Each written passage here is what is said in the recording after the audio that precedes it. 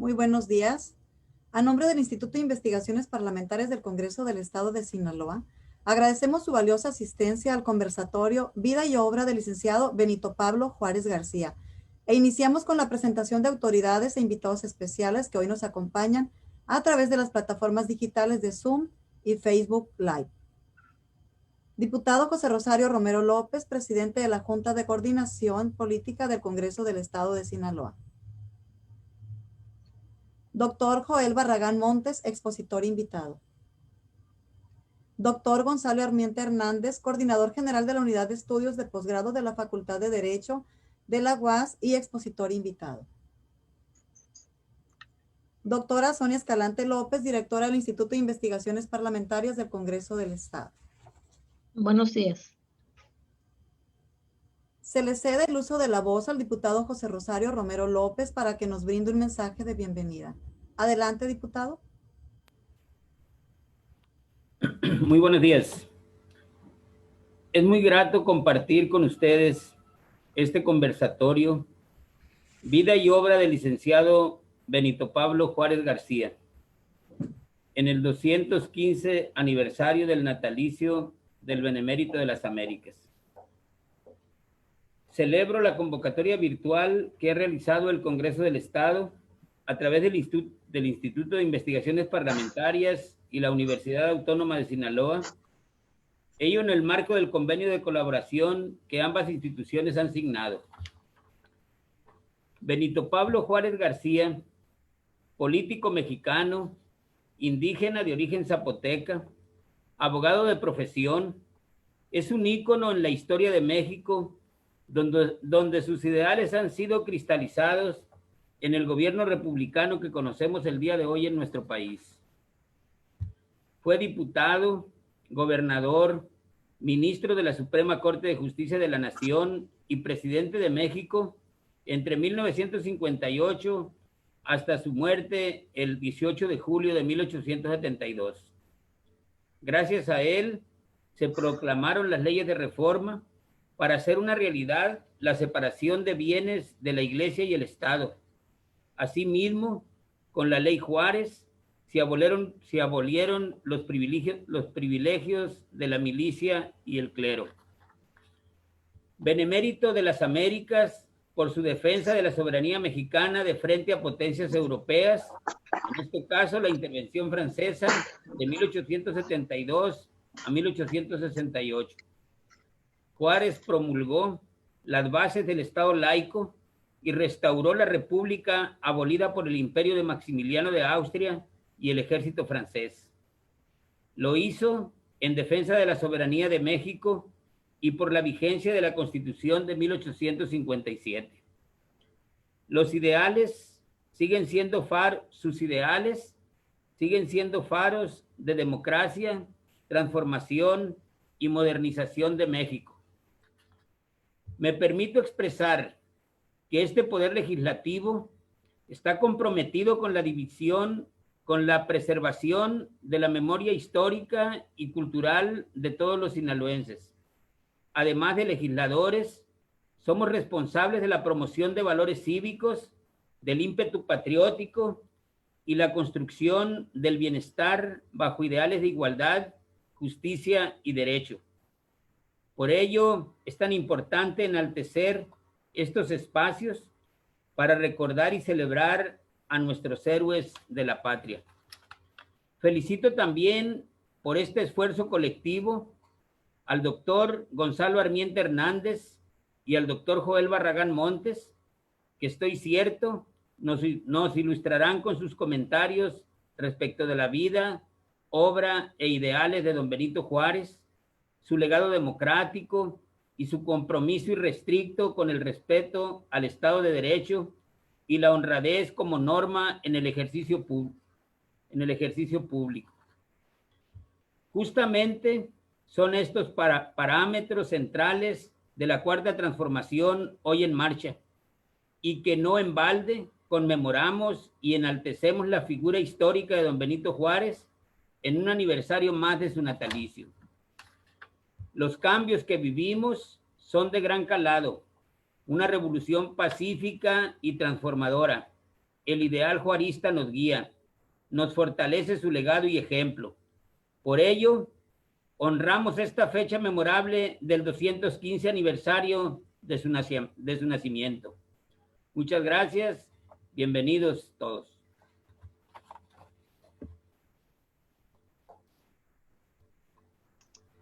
No te escuchamos, licenciada Flor. Gracias a usted, diputado.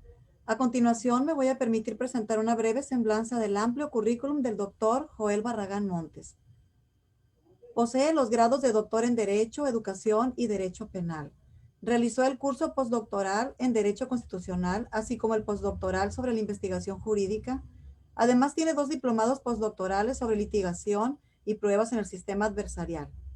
Entre sus actividades profesionales destacamos solo las siguientes: juez calificador en Tacuba y Tacubaya, profesor de la materia de Derechos Humanos, secretario de estudio y cuenta del Tercer Tribunal Colegiado, secretario de estudio y cuenta del Primer Tribunal Colegiado, director de la Facultad de Derecho de Mazatlán de la UAS y actualmente es profesor de tiempo completo de la Facultad de Derecho de Mazatlán de la UAS.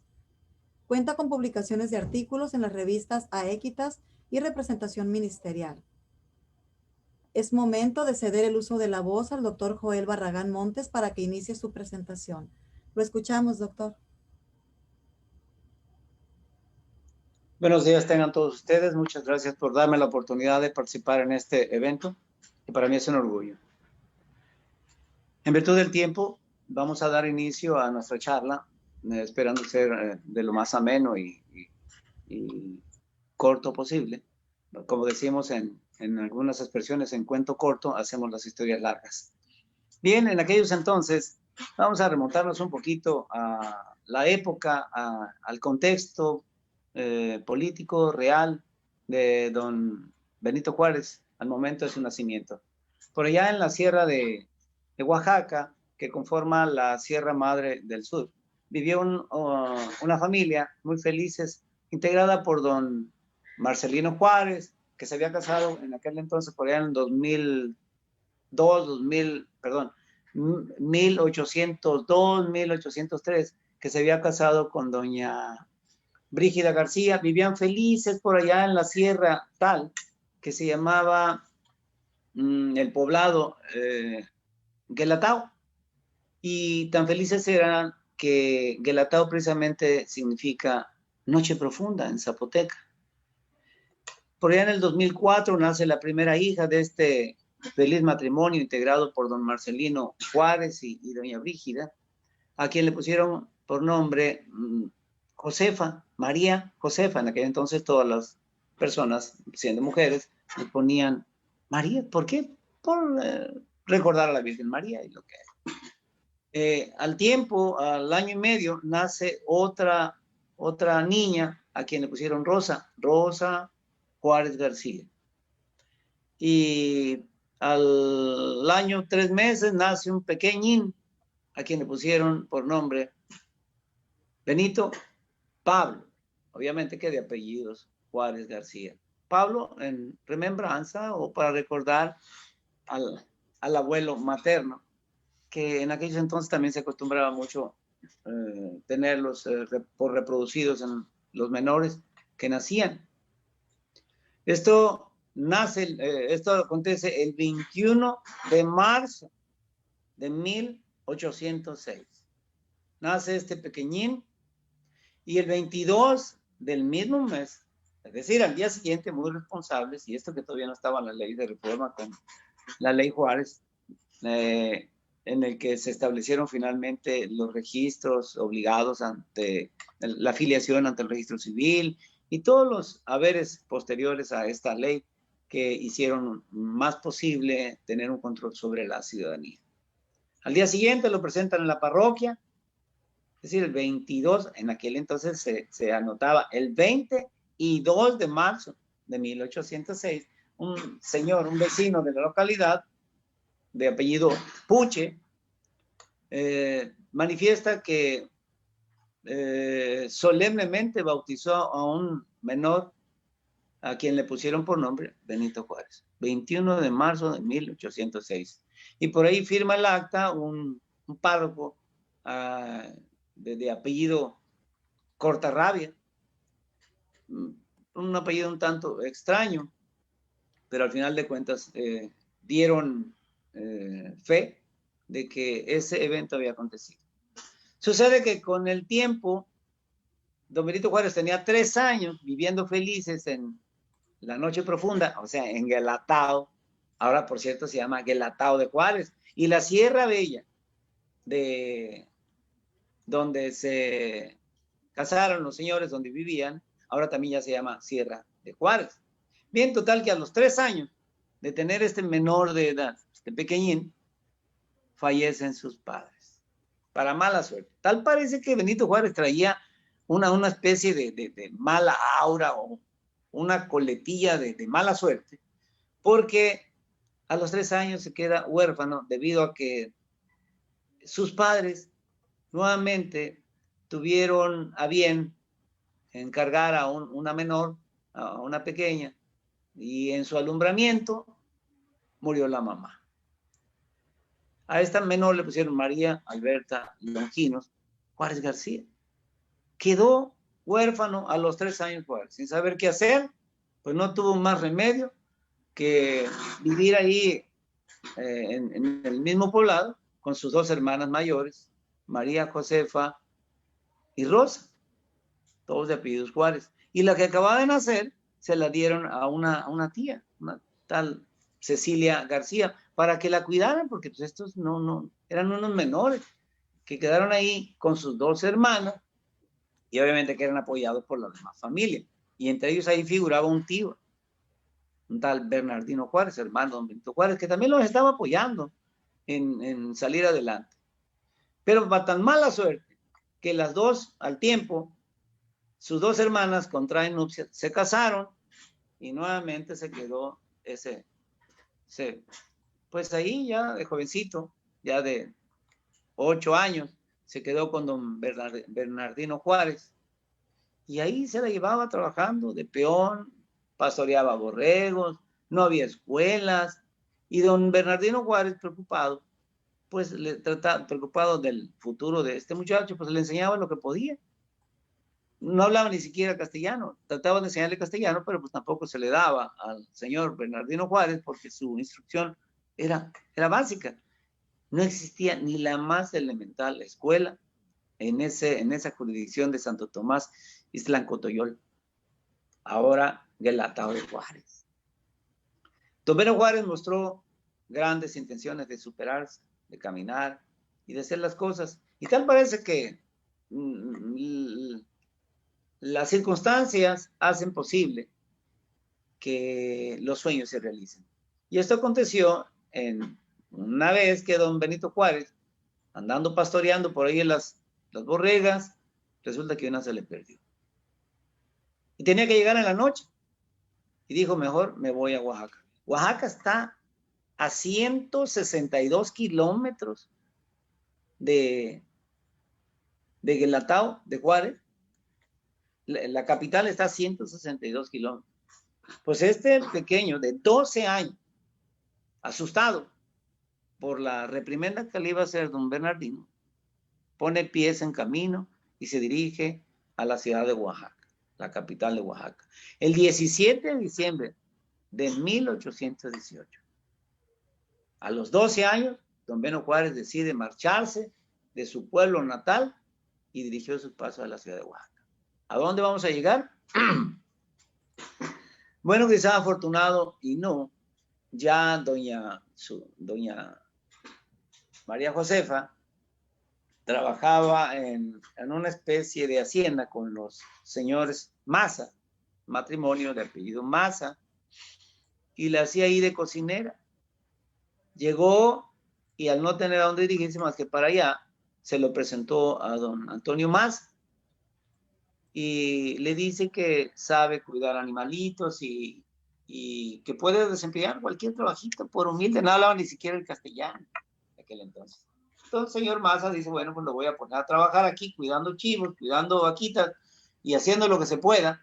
Por cierto que era muy chaparrito. De por sí fue chaparro de grande, ahora de niño se trae unas cositas. Muy pequeño. de grande, medía 1,37, 1,37 metros. Imaginémonos cuando tenía 13 años. Total que don Antonio Maza le pagan 2 reales y le dicen, hazte cargo de todo este negocio, de cuidar a los chivos, las vacas. Don Beno Juárez no estaba conforme con esa forma de labrar su futuro. Y él insistía en aprender castellano, en aprender artes, en aprender ciencias. Y fue así como buscándole, conoce a don Antonio Salanueva. Era un fraile por ahí de los franciscanos que se dedicaba a encuadernar. Y le dice, pues vente para acá, vamos a encuadernar y aquí te vas aprendiendo lo que vayas haciendo. Te voy enseñando castellano y vas aprendiendo de los libros que estamos haciendo.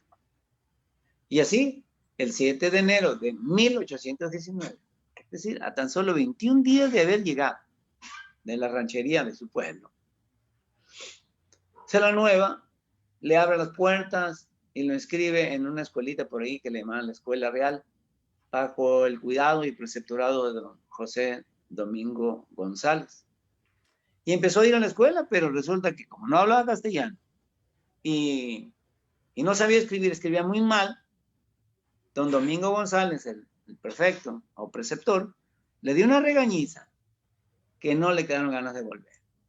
Y además, este señor, este preceptor, apartaba a los niños de disque decentes, de la indiada, que ellos así le llamaban por aquellos entonces. Creo que a la fecha algunos todavía manejamos estas cuestiones para referirnos quizá respectivamente a nuestros antecesores, a los que nos dieron pie en este continente. Y a don Beno Juárez no le gustó. De por sí era tímido, callado. Y al advertir que además tenía un pésimo método para enseñar don Domingo González, digo yo, de aquí no soy y me voy. Voy a hacer un acotamiento rápido. Por cierto que se me hace extraño que recorrer 162 kilómetros para el día siguiente, está raro. Debió haberse ido en algún vehículo de velocidad. Algunos historiadores dicen que se fue a pie, no pudo haber sido a pie, pero bueno, total que él llegó al día siguiente. Entonces, se sale de ahí y le dice a don Antonio Salanueva, ¿sabe qué? Yo tengo ganas de estudiar más allá que en esta escuela real, que además no discrimina. Y en 1821, bueno, pues dice, vamos a ponerle ganas a que te prepares, e ingresa en el seminario, donde obviamente que era la realización de don Antonio Salanueva, tener un pupilo que se graduara en teología, que fuera fraile, pero a él no le gustaba. Realmente le repugnaba saber que en el futuro podía ser fraile. Además, porque en aquellos entonces eran conocidos los frailes como lárragos, o bien también llamados padres de misa y joya, porque eran personas que se mantenían prácticamente de la limosna, de lo que sacaban, de lo que buscaban por ahí, tratando de salir adelante con lo poco y lo mucho que el pueblo les podía dar, que muchas veces era mucho lo que pedían ellos cuando no se les daba. Total que en 1821 ingresa y para 1823 ya había concluido. Y deseoso de seguir adelante, trata de engañar a don Antonio Salanueva diciendo, pues vuélvame a inscribir aquí porque me quiero graduar, pero en su fondo, en su fuero interno, se negaba él a ser fraile. En el último momento le dice, bueno, siempre no quiero estudiar para lárrago. Voy a estudiar un rato algunos cursitos de artes.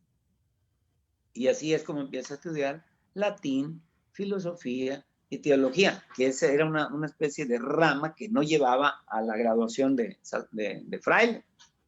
Y finalmente estos cursitos los termina en 1827 y curiosamente sale como alumno destacado.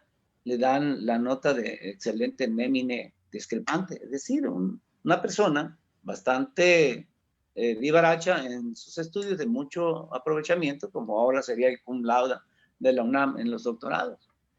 Y en En estas fechas, en 1827, es decir, a los 21 años, sale de su seminario, pero no de fraile, sale de los cursitos y por ahí le busca, y finalmente en 1800, en ese mismo año de su salida del seminario, que dice ya me gradué de seminarista, pero no soy fraile, 1827 decide ingresar a la Escuela de Jurisprudencia en el Instituto de Ciencias y Artes de Oaxaca, que por cierto en aquel entonces era mal visto. Los maestros fueron excomulgados, porque enseñaban ciencias, porque enseñaban arte, pero no enseñaban teología, no enseñaban cuestiones que pudieran estar más apegadas a una realidad, en un contexto de la época. Estamos saliendo de un oscurantismo, de un tradicionalismo que incapacitaba la visión de nuestros padres para prepararnos. Y así es como en 1827 se inscribe en la carrera de jurisprudencia, no de abogado, no de licenciado en Derecho. Era la Escuela de Jurisprudencia del Instituto del Estado de Oaxaca. En 1831 egresó como el primer alumno con buenas notas también, y en 1834 obtuvo su título de abogado expedido por la Corte de Justicia del Estado de Oaxaca. Curiosamente, los exámenes se presentaban ante el Estado y el Estado daba el título y daba la cédula, daba todos los permisos y protocolos para que un profesionista se graduara. Y así es como este señor se gradúa sale en 1831 y en 1834 obtiene su título de abogado expedido por la Corte de Justicia del Estado de Oaxaca. Varios maestros de él eran de una logia por ahí conocida y le ayudaron a seguir adelante. Lo hicieron ministro suplente, lo hicieron gobernador suplente, gobernador interino. Y vamos a comentar, a hacer un paréntesis sobre este punto. En diciembre de 1831, es decir, en la fecha de su egreso de la Escuela de Jurisprudencia, lo nombran regidor por un periodo que iniciaba el 1 de enero de 1832. El regidor de su ayuntamiento de Oaxaca. Y el 11 de febrero de 1833, Juárez fue nombrado formalmente diputado electo de la honorable legislatura del Estado de Oaxaca. Es una persona que, a pesar de su etnia, a pesar de su corta estatura, se iba distinguiendo por algo. Quizá por su tesón, por su seriedad, porque se aferraba a las cosas y no soltaba hasta que le daba una solución. Hay varias anécdotas sobre el punto, como cuando dicen, le hace lo que el viento a Juárez. Hasta en ello hay una manifestación, quizá sí, un símil de su fortaleza. El 22 de julio de 1841, el Tribunal Superior del Departamento de Oaxaca finalmente lo hace juez de primera instancia del ramo civil en la ciudad de Oaxaca. 1841. Es decir, 12 años, 9 años, 8 años, desde su egreso, el 34, 6, 7 años, a los 7 años de su egreso y de su titulación, lo hacen juez. Ojo con esto aquí. Los historiadores no lo narran, pero hay un hecho que llama la atención. Para 1841, cuando lo nombraron juez de primera instancia, don Benito Juárez ya tenía una concubina. No estaba casado y tenía 2 hijos. A uno de ellos, por ahí busqué, tenía los 2 nombres. Hace mucho tiempo que leía Juárez, en aquellos tiempos, una charla que hemos tenido. Y el hijo mayor se llamaba Tereso. Para 1841 debía tener unos 2 o 3 años. Que con el tiempo él creció y se enroló en la milicia y perdió la vida por ahí en una escaramuza. El Tereso. La otra hija se le perdió la pista, supimos que se había casado por ahí con un aborigen, que le perdimos el hilo de vida. Pero en 1841 don Benito Juárez ya tenía una mujer y 2 hijos y las dejó. No dice mal de él, pero bueno, estamos en el camino de la superación. Pero por ese entonces recuerdo que él tenía 20 años trabajando con don Maza, don Antonio Maza. Voy a hacer una retrospectiva. Cuando él vio llegar a una niña en una carriola. Era una niña que habían adoptado los señores Maza. Él le tocó verla de niña, chiquita, y él tenía 20 años. Y a esa niña le pusieron Margarita Maza, la hija adoptiva. Pero como con el tiempo, las personas que no eran hijos legítimos, pues se les dificultaba, y más si era mujer, por ahí colocarlas en la vida social, colocarlas en buen matrimonio. Entonces la niña no encontraba buen partido y fue así como María Josefa intervino y le dice a don Maza, oiga, yo tengo un hermanito, acuérdese el peón que estuvo trabajando con nosotros, y ahorita ya es juez de primera instancia, ¿por qué no la casamos con ella? Y así, en 1844, don Benito Juárez, con 37 años, y ella de 17, contraen nupcias, se casan. Y abandona, bueno, y de la otra familia, a lo mejor se lo siguió apoyando, no sabemos si la abandonó, ¿para qué digo cosas que no son?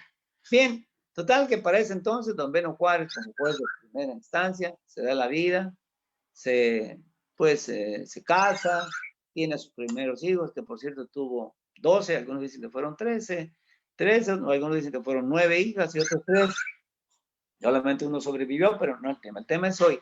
Con el tiempo, con la invasión de durante la invasión de los Estados Unidos, fue nombrado, Juárez fue nombrado gobernador interino en 1847. Y pues, con ganas y echándole empeño, trató de hacer una buena administración. Y para cuando sacaron en este mismo año a don Antonio López de Santa Anna, ya iban en franca huida este señor, en la 10ª presidencia de don Antonio López de Santa Anna, lo sacaron y quiso pasar por Oaxaca. Y Benito Juárez, siendo gobernador en 1847, le impidió la entrada a Oaxaca al fugitivo don Antonio López de Santa Anna, porque ya iba huyendo con la invasión norteamericana de 1847, que con el tiempo, por cierto, se le va a cobrar una fuerte factura. De este modo, cuando Santa Anna regresa en 1853, lo primero que hace, por cierto que llegó 11 veces don Antonio López de Santa Anna, pero no estamos hablando de López de Santa Anna, 11 veces y solamente gobierna 5,5 años. O sea, entraba y lo corrían, y en 1853 entró por 11ª ocasión a la presidencia de la República, y lo primero que hace es llamar a cuentas a don Beno Juárez y le manda un piquete de soldados y se lo llevan preso. Por cierto que estaba dando clase, les dicen, señores, como van a fusilar, déjenme terminar la clase con los alumnos, es mal escenario, dejen ir a despedirme, para ese entonces ya tenía creo que 3 hijas, dejen ir a despedirme de mi esposa Margarita con mis hijos, de darle sus besos, darle todo.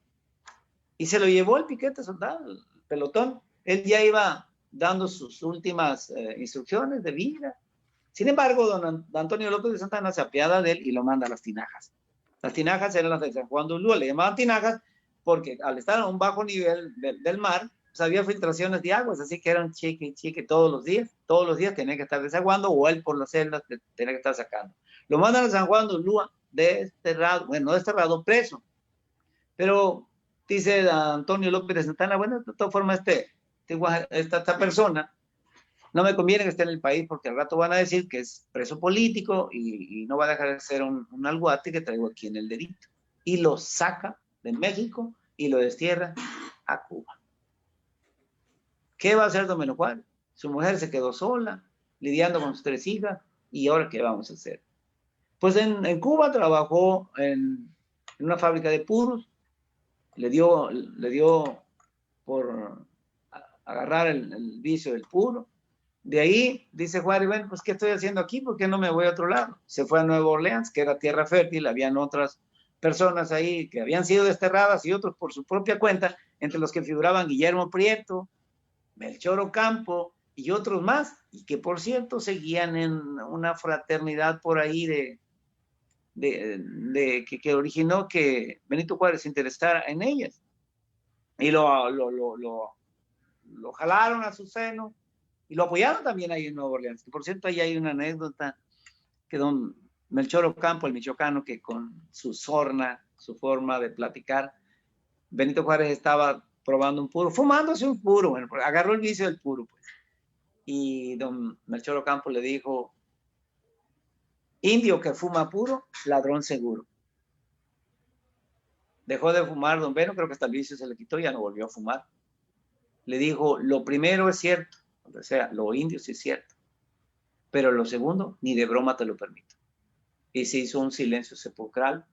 Con chaparrito, don Melchor Ocampo era de una estatura regular y pues con ganas de ahí se podían hacer de problemas. Sin embargo, no pasó a una anécdota y ahí se la llevaron bien, ¿no? Bien, total que estando ahí, siendo ellos ya los liberales y siendo de una fraternidad por ahí, decidieron que lo más correcto era que se integraran a la lucha que todavía se estaba dando en México contra Santana. Entonces dijeron, pues, ¿con quién nos vamos? ¿Qué te parece si te vas tú primero? Tú eres una persona corta, baja, entras de incógnito, nadie se fija mucho en ti, te viste de indito, hay tantos indios en México que no se van a dar cuenta. Y así es como lo mandan, don Melchor Ocampo y Guillermo Prieto lo mandan a Acapulco. Pasa por Panamá, por el canal, llega a Acapulco para entrevistarse con don Juan Álvarez. Juan Álvarez se suponía que era el único que quedaba en Guerrero luchando contra Santana, pero en realidad lo que hacía don Juan Álvarez era estar chupando de la aduana del puerto de Acapulco. Ahí se le llevaba y haciendo sus cositas por ahí, porque él tenía ciertos vicios bueno, algunas cositas por ahí. Que don Beno Juárez llegó vestido de indito y le preguntan a Juan Álvarez: ¿y qué haces tú aquí? Trae unas cartas de la fraternidad y unas cartas por ahí de las gentes representantes de los liberales que habían acordado mandar a Benito Juárez. Le dice: está bien, tú vas a ser mi secretario. Don Juan Álvarez no sabía más que poner su nombre y a duras penas. Está bien, vamos a hacer tu nombre. Es que vengo a la revolución. ¿Cuál revolución, hijo? Le dijo. Ayutla está ahí por rumbo a Chilpancingo, en la subida está un risco enorme, que si temblara por ahí se bajaba, se caía el risco, ¿no? Entonces le dice: bueno, está bien, le dio un camastro y le dijo: tú vas a ser mi secretario. Y a darle. ¿Y qué hacía don Beno Juárez durante esos meses? Nada. Se aburría, decíamos, ¿cuál revolución? Le mandaba cartas a sus paisanos, a don Guillermo Prieto, a Melchor Ocampo, en Nueva Orleans. No se vengan todavía, espérense, es que no es revolución. Pero bueno, queriendo y no, por ahí se unieron a unas cuantas gentes y proclamaron el plan de Ayutla.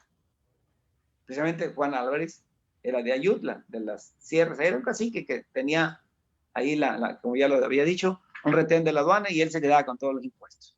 Total que lanzan este plan de Ayutla contra Santana y para tan buena suerte que Santana abandonó de inmediato la presidencia por allá el 9 de agosto de 1855, dice Santana: no quiero nada con el cristiano. Y se va a una de las islas del Caribe, que por cierto se llevó tanto recurso, tanto dinero, se llevó todo el tesoro, que se habla de que, creo que por allá, por las Antillas, que hizo tanto gasto allá que generó una inflación local. Pero bueno, eso fue Santana, no Benito Juárez. Y así que este señor se va y, oh sorpresa, se dio lo que nunca se imaginaba. Don Juan Álvarez, el ignorantón, don Juan Álvarez, es nombrado presidente provisional en México. Él estaba viejo, no tenía lucha, no quería ser político, no quería hacer nada, y el frío lo mataba, y dijo: yo no me voy al frío. Y estableció su gabinete, estableció su administración en Cuernavaca. Y ahí nombraron a Juárez, Guillermo Prieto. Ahora sí se vinieron todos en bola. Y a Juárez lo nombraron ministro de Justicia. Y ahí estaba funcionando. Pero don Juan Álvarez, al no sentirse cómodo con el frío, ni la gente lo quería, fue con una persona que traían ellos de ayudante, un grandote. Era el mandadero, se llamaba Ignacio Comonfort. Y lo habían hecho precisamente jefe de policía de la Ciudad de México. Y don Juan Álvarez le dijo, bueno, te doy la banda presidencial. No. Aquel chaparrito dijo, no, señor, usted se la ganó. Se le ofrece a don Ignacio Comonfort y Ignacio Comonfort se la niega. Le dice, no, 2 veces se la rechaza. En la tercera, don Juan Álvarez va y le entrega y le pone la banda en la casa, en su domicilio, a Ignacio Comonfort, a ese polizón. Para ese entonces ya había un compromiso de la Constitución de 1857, que debía ser jurada, promulgada por don Ignacio Comonfort. Es decir, si no hubiera renunciado, si no se hubiera ido Juan Álvarez, Ignacio Comonfort, Juan Álvarez lo hubiera promulgado y no hubiera habido problema. Sin embargo, ese despertar de don Ignacio Comonfort de ser un simple polizón, jefe de policía, a presidencia de la República, le da por escuchar los malos consejos de los amigos y se hace de mulas Pedro, se da un autogolpe y no entra en vigor la Constitución de 1857. Desaparece el Congreso, no promulga la Constitución y para alivio males se acuerda que don Beno Juárez estaba el ministro de Justicia, que después lo habían hecho, él lo habían hecho presidente de la Suprema Corte de Justicia de la Nación, y para ese entonces, según la Constitución del 57, el presidente de la Suprema Corte de la Nación, al existir un problema político, un golpe, un autogolpe, o lo que haya sido, entraba de inmediato él a la presidencia. Así que al año, en enero, don Beno Juárez es apresado, se dura 17 días en uno de los cuartos ahí del Palacio Presidencial, antes Palacio de los Virreyes, ahí de Plaza Zócalo, y lo iban a fusilar. Sin embargo, don Ignacio Comonfort se acordó que don Beno Juárez, pues era don Beno Juárez, él los había traído de Nueva Orleans, de hacer puros, se los había hecho gentes. Y le dijo, oye, Beno Juárez, ¿cuento contigo? Y obviamente Benito Juárez, con su inteligencia, le dijo, claro que sí, señor presidente. Ya se había dado el autogolpe. Habían quitado el Congreso. Total que le dice, pues vete a conseguirme ayuda con el gobernador de Querétaro. Creo que era Vidaurre. No tengo el dato si era o no Vidaurre. Creo que ese era de Guadalajara. Entonces, tenía una semana que se había ido a Querétaro y los cuchillitos de palo le picaron las costillas a Ignacio Comonfort. Le dijo, ¿qué hizo, señor presidente? ¿Pero por qué, mi amigo? Sí, pero él es el presidente de la República una vez que usted se dio el auto. ¿Cómo? ¿Qué voy a hacer? Aprésalo y fusílelo. Pues manda otra persecución contra Benito Juárez. Le llega el informe, estaba en Querétaro, don Beno Juárez, le dicen, vienen por ti. Sale huyendo de Querétaro y se va a Guanajuato. Y en Guanajuato, pues ya tomando cierta ventaja, y se olvidaron de él. Acá dijo Ignacio, como mejor esa persona ya no es peligro. Pero él con la necesidad y la fijación de que ya era presidente interino, según la Constitución del 57, ya de enero en adelante, entonces establece la presidencia en una casa, que por cierto, cuando vayamos a Oaxaca, a Guanajuato, hay que visitarla. Ahorita es museo, es una casa amarilla, tipo colonia, corte colonial, y ahí estuvo él despachando 6 meses como presidente interino de don Beno Juárez.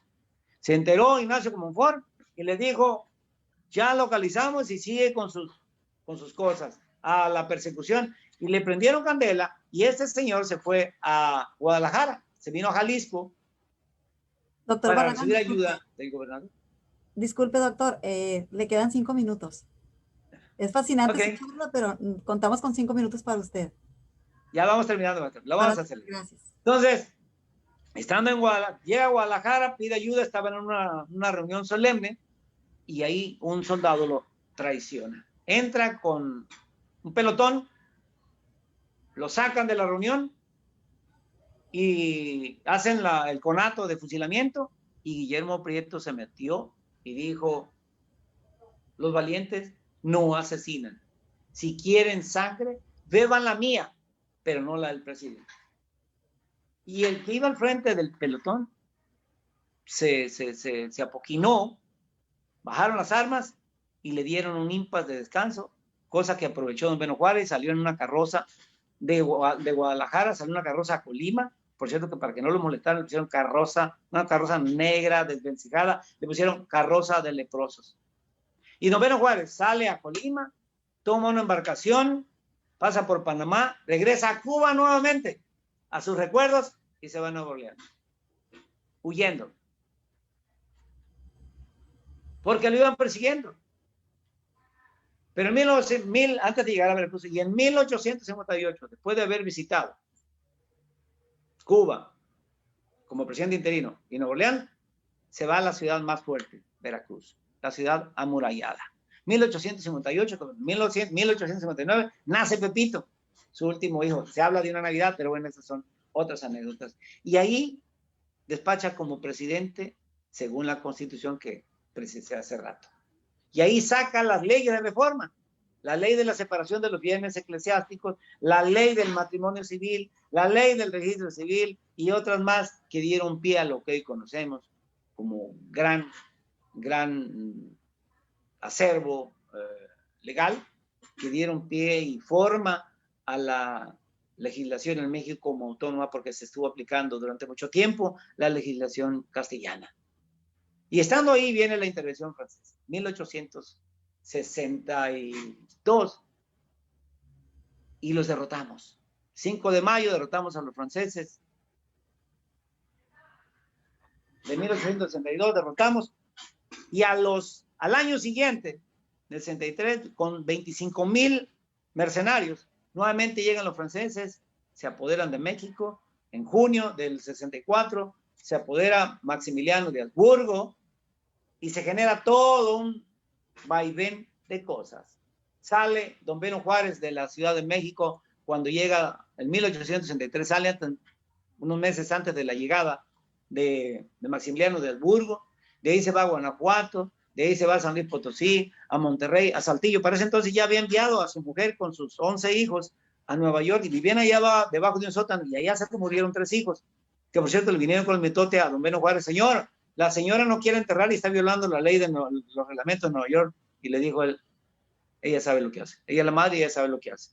Y él, mientras pasa a Juárez, él se va a San Luis Potosí, se va a Coahuila. Por cierto que allá esconden los archivos del gobierno liberal. Hay una anécdota que no quisiera cerrar, una anécdota que, por cierto, ya iban a la sierra más alta de Chihuahua, y en aquel entonces Jesús González Ortega era el vicepresidente.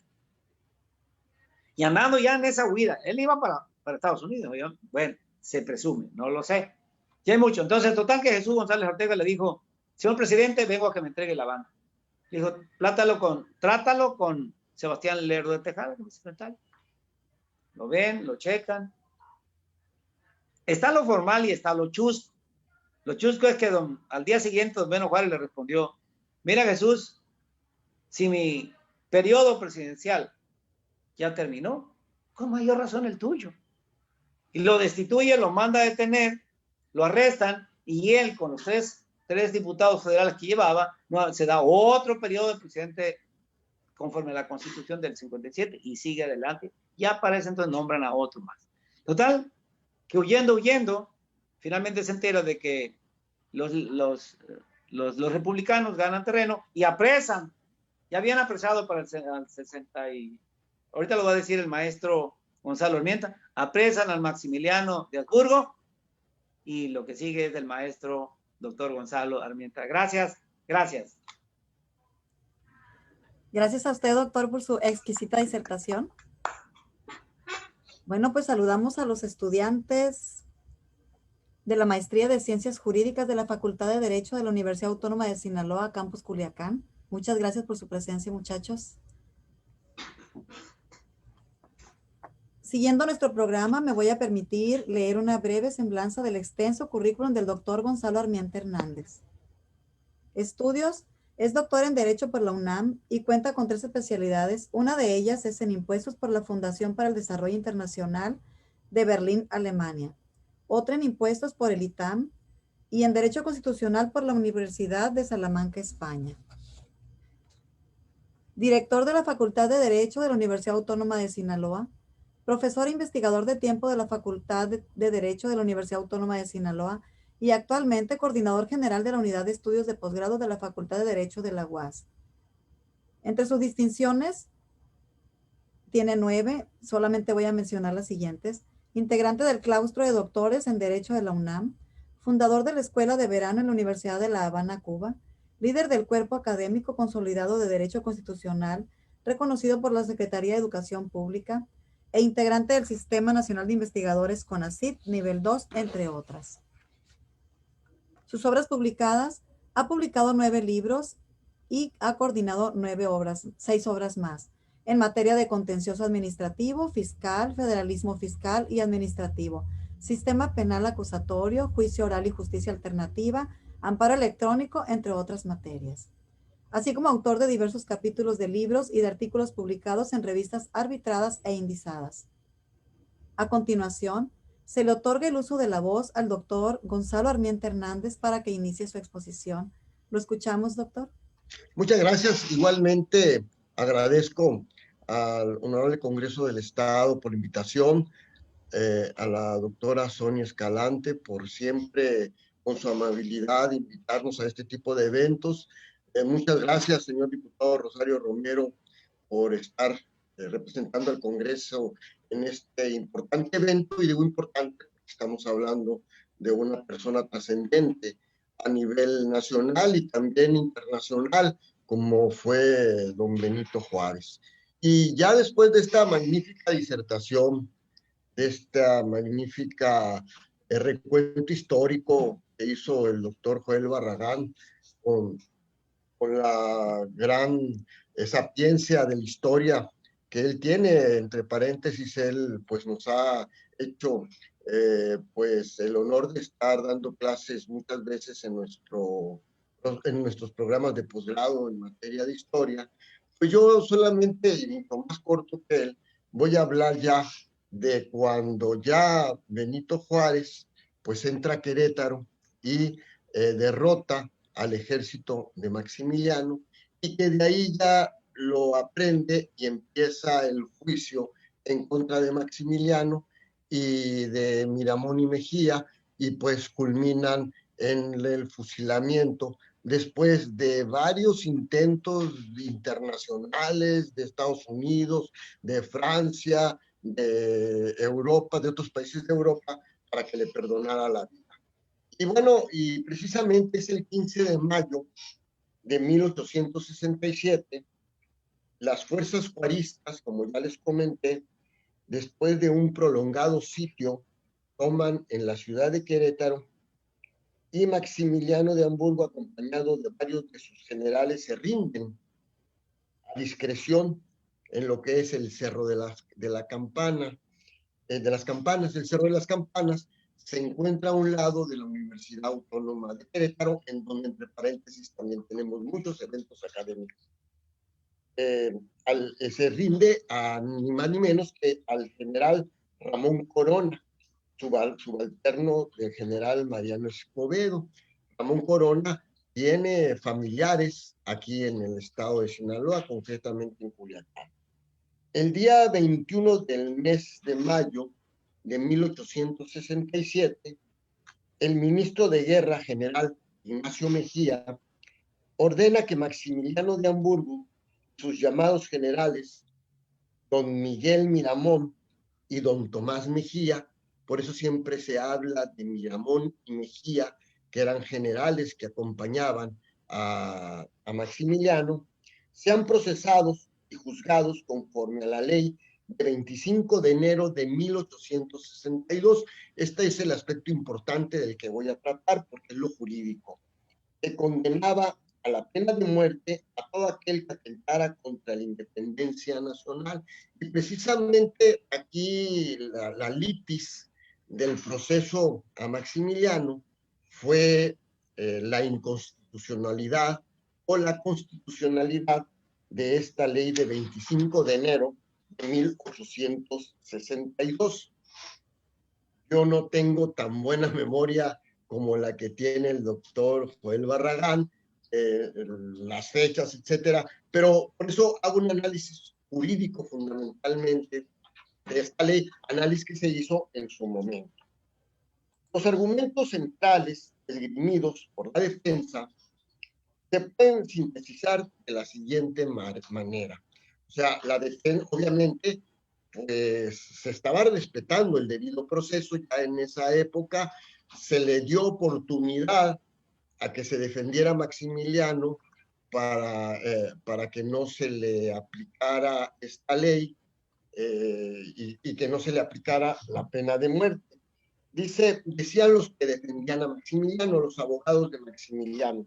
Maximiliano no puede ser juzgado por un consejo de guerra conforme a la ley del 25 de enero de 1862, por ser inconstitucional, porque era una ley especial. Recuerden ustedes que de acuerdo a la Constitución y ya desde 1857 ya se establecía este principio que toda ley especial, o sea, ley creada para un supuesto en específico, es inconstitucional. Por ende, los tribunales competentes para resolver en causa son la Federación, y al no ser un delito cometido por militares, no puede ser sentenciado a muerte. Miramón y Mejía debe ser juzgado conforme a la Constitución de 1857, que pues en ese supuesto no hablaba de pena de muerte, la cual prescribe la pena de muerte para los delitos políticos. Entonces no hablaba de pena de muerte de los delitos cometidos como lo que viene siendo insubordinación o levantamiento armado. La defensa, y ya es el argumento más fuerte, la defensa alegó también la falta de pruebas del hecho notorio, esgrimido por el fiscal, y genéricamente la inconstitucionalidad de la ley del 25 de enero de 1862. Como lo veíamos, inconstitucional porque era una ley especial y como ley especial no podía establecer tampoco la pena de muerte. La litis consistió entonces en precisar. Eran 3 puntos de que se hablaba la litis y de lo cual el fiscal pues estaba rebatiendo o argumentando, mejor dicho, cada uno de estos puntos.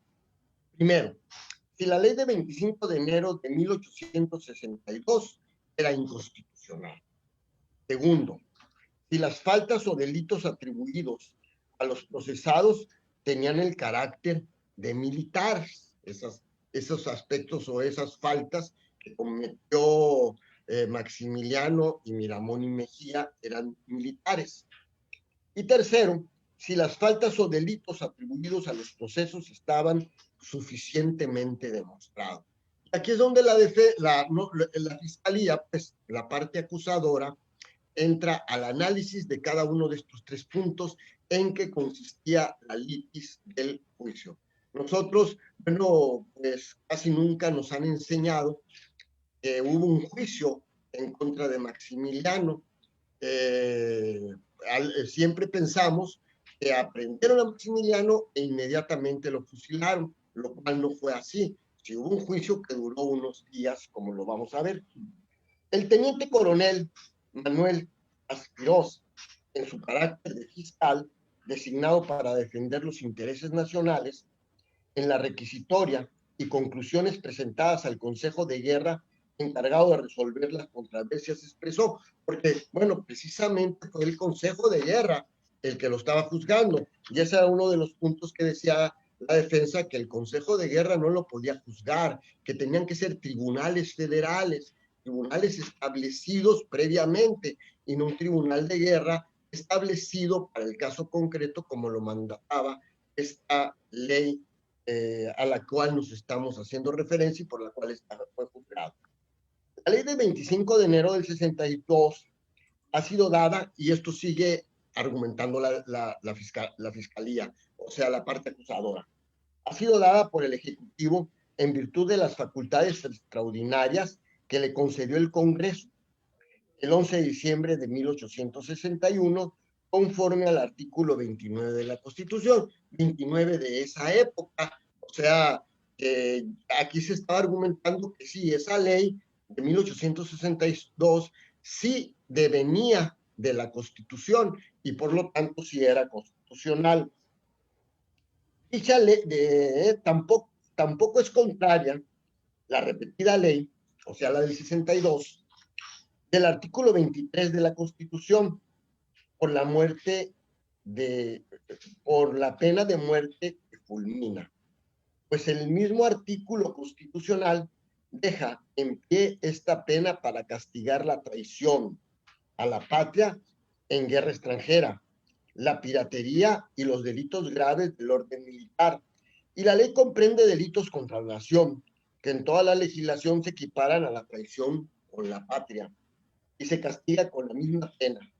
Delitos de piratería conforme al artículo 15 y al orden internacional, y delitos graves del orden militar, cuales han sido declarados en tiempo de guerra, los que suponen inteligencia contra el enemigo.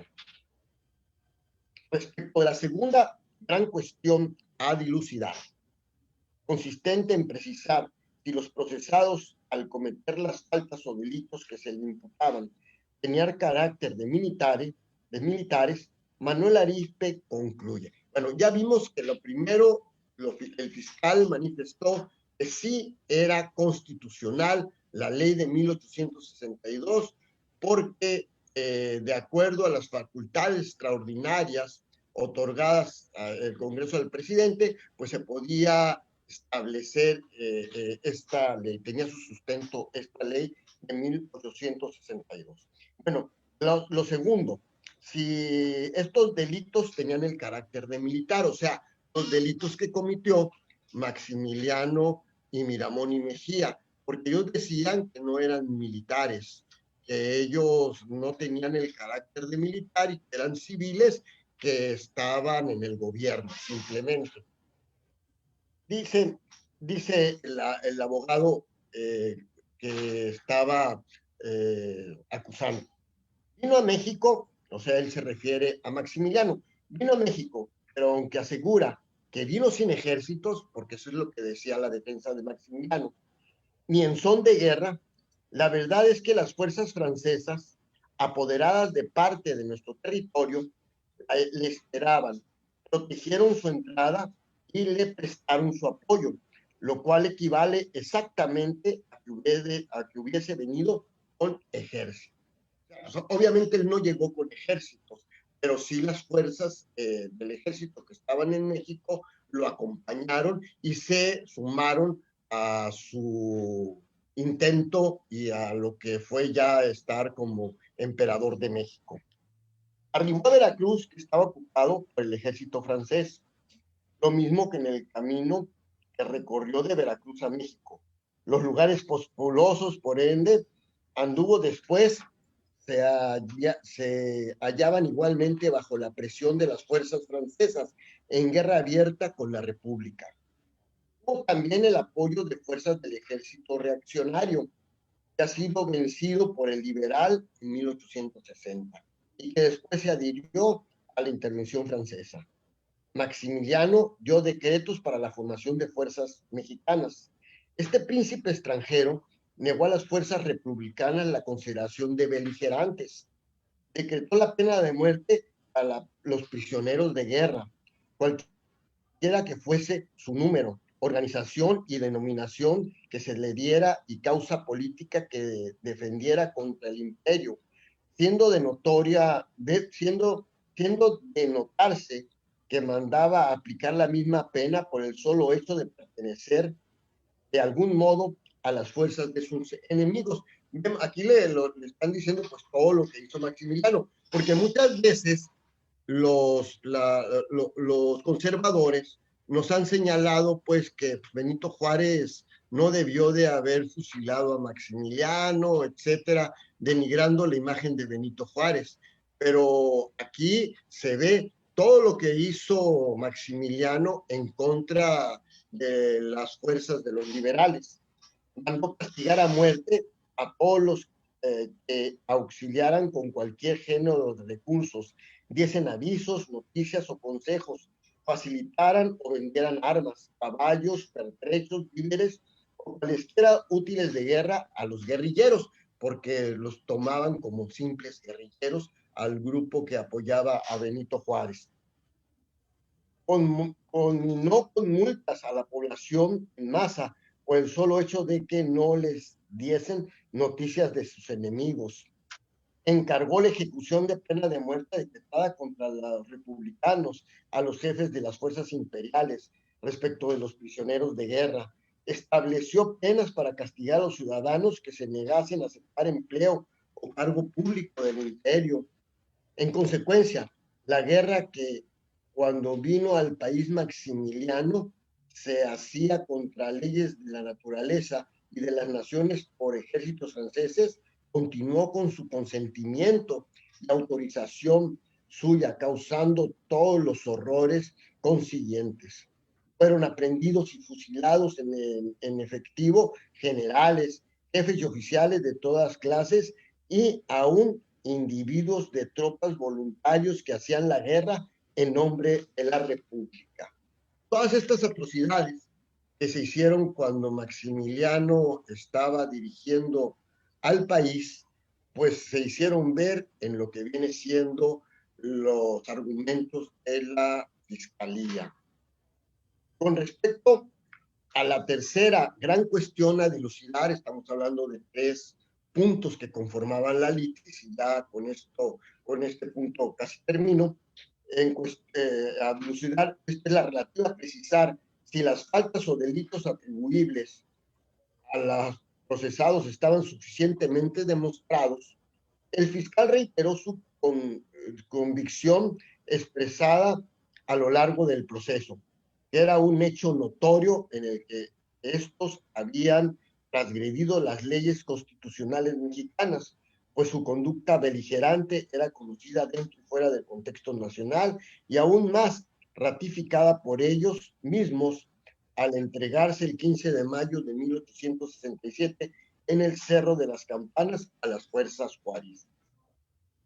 El proceso se desarrolló, con esto ya termina el proceso que se inició, y pues duró 3 días realmente el proceso. El proceso se desarrolló en el Teatro Iturbide de Querétaro, del 13 al 15 de junio de 1867. Claro, fue un proceso muy rápido, pero al fin y al cabo fue un proceso. Fue presidido por el teniente coronel Catón Sánchez y concluyó con la condena y la pena de muerte que dictó el Tribunal Militar. Y aquí lo curioso, solo comparecieron Miramón y Mejía, porque en ese momento se contaba enfermo Maximiliano. Y ya concluyó con esto. El mismo día de las ejecuciones, el general monarquista Leonardo Márquez entregó el mando al lugarteniente Tavera y huyó. Dejando el camino, Juárez emprendió el trayecto de San Luis Potosí, en donde estaba él, a la Ciudad de México, acompañado por sus colaboradores civiles. Y aquí es en donde ya Juárez ya otra vez ocupa la presidencia de la República, venciendo al ejército francés que se quería apoderar de la República Mexicana. Muchas gracias. Gracias a usted, doctor Armienta. Excelente su disertación. Después de haber escuchado estas 2 enriquecedoras e interesantes disertaciones, damos inicio a la sesión de preguntas y respuestas. Lo que hemos estado viendo es que hay solamente felicitaciones, que son excelentes disertaciones, y les envían saludos de la unidad de posgrado de la universidad. Y también el señor Reinaldo Cruz dice: me hubiera gustado tener un maestro al doctor Joel Barragán. Lo felicitan. Y el señor Carlos Eduardo Aceves Hernández dice: muchas felicidades, excelente disertación, Juárez, el benemérito de las Américas, personaje que dejó una huella imborrable en todo el continente. Su tropiezo en la historia de México fue firmar el Tratado McLean en 1859. Y ya solamente felicitaciones y agradecimientos. No sé si alguno quiera agregar algo o pasamos ya al siguiente punto. Ok, gracias. Para la entrega virtual de reconocimientos a los expositores y nos brinda un mensaje de clausura, solicitamos a la doctora Sonia Escalante López haga uso de la voz. Adelante, doctora. Buenos días a todos. Primeramente me voy a permitir leer el reconocimiento del doctor Gonzalo Armienta Hernández, que le pido por favor a Manuel que lo proyecte en la pantalla. El H Congreso del Estado de Sinaloa otorga el presente reconocimiento al doctor Gonzalo Armienta Hernández por su excelente participación como expositor en el conversatorio Vida y Obra del licenciado Benito Pablo Juárez García, transmitida el día lunes 22 de marzo del año 2021 a las 10 horas en las plataformas digitales Zoom y Facebook Live del Honorable Congreso del Estado de Sinaloa. Firma el ingeniero José Antonio Ríos Rojo, secretario general del Congreso del Estado de Sinaloa. Doctora Sonia Escalante López, directora del Instituto de Investigaciones Parlamentarias, Culiacán Rosales, Sinaloa, 22 de marzo del 2021. De igual manera, se le hace un reconocimiento al doctor Joel Barragán Montes en este mismo sentido, por su excelente participación como expositor en el conversatorio Vida y Obra del licenciado Benito Pablo Juárez García. Firman el ingeniero José Antonio Ríos Rojo, secretario general del H Congreso del Estado de Sinaloa, doctora Sonia Escalante López, directora del Instituto de Investigaciones Parlamentarias, y el doctor Gonzalo Armienta Hernández, coordinador general de la Unidad de Estudio de Posgrado de la Facultad de Derecho de la UAS, Culiacán Rosales, Sinaloa, 22 de marzo de 2021. Mucho apreciamos los comentarios vertidos por los expositores que hoy nos acompañaron sobre la vida y obra del Benemérito de las Américas, licenciado Benito Pablo Juárez García, cuya frase célebre, entre los individuos como entre las naciones, el respeto al derecho ajeno es la paz, está en el salón de plenos de este honorable Congreso del Estado de Sinaloa. Este evento realizado bajo la celebración del natalicio el 21 de marzo de 1806 en San Pablo Gueratao, Oaxaca, de este prócer de la patria, se organizó considerando el convenio marco de colaboración académico entre el Congreso del Estado de Sinaloa y la Universidad Autónoma de Sinaloa, firmado el 20 de noviembre del año 2019. Gracias a este convenio marco logramos realizar un programa de trabajo en el año 2020 que adquirió el carácter de convenio específico con la Unidad de Estudio de Posgrado de la Facultad de Derecho de la Universidad Autónoma de Sinaloa, que coordina nuestro maestro y gran amigo, el doctor Gonzalo Armienta Hernández. Debido a ello, realizamos conjuntamente 2 paneles, una jornada internacional de derecho procesal y la presentación del libro Argumentación Jurídica Legislativa y Jurisdiccional. Este año renovamos el convenio específico estableciendo metas para el año 2021, entre ellas la realización de una videoconferencia, 2 paneles y la presentación de 2 libros. De febrero a la fecha ya realizamos 2 eventos y es de esta manera que hemos unido esfuerzos para vincular la academia con la labor parlamentaria, y para ello contamos con el apoyo del diputado José Rosario Romero López, presidente de la Junta de Coordinación Política, de la diputada Rosana Rubio Valdés, presidenta de la mesa directiva del Congreso del Estado, y del ingeniero José Antonio Ríos Rojo, secretario general del Congreso del Estado. Agradecemos a todos su asistencia a este evento conmemorativo, por lo que doy por clausurado el conversatorio Vida y Obra del licenciado Benito Pablo Juárez García, siendo las 11:07 del día 22 de marzo del año 2001. Agradecemos a todos sus presencias. Gracias, doctora. Es así como culminamos este conversatorio, y a nombre del Instituto de Investigaciones Parlamentarias del Congreso del Estado de Sinaloa, agradecemos el apoyo técnico brindado por la Dirección de Gestión y Vinculación Social para esta transmisión a través de las plataformas digitales de Zoom y Facebook Live. Asimismo, agradecemos la asistencia virtual de autoridades, panelistas e invitados especiales, y a quienes siguieron este evento, muchas gracias. Que tengan un excelente día. Buenos días.